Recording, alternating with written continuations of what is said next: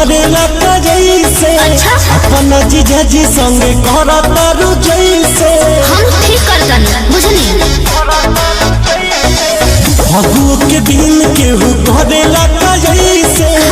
अपना जीजा जी संगे करता रु जैसे डाले खातिर बैठल बानी काहे डालवा ना हमके बोला के अच्छा आज जीजा तोहर रंग मारा चाहिए खाला बुझलो लगता ले आए बड़ा केमिकल मिला के हर बार सब दिन बता जीजा तोहर रंग मारा चाहिए खाला लगता ले आए बड़ा केमिकल मिला के जीजा तोहर रंग मारा साना ना साना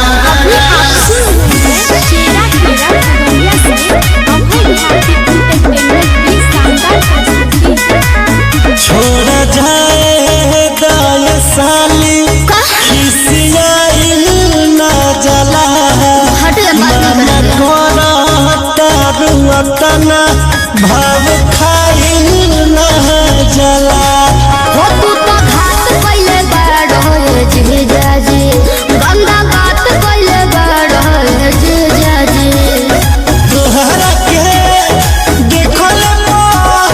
तोहरा के देखो के गजब फीलिंग जागे आई हो दादा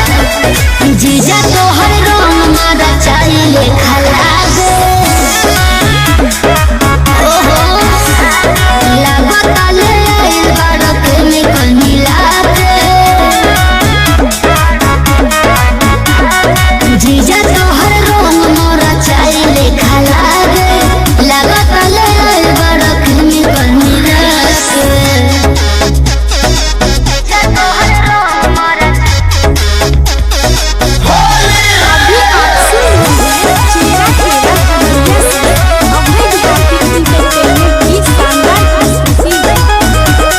स्पेशल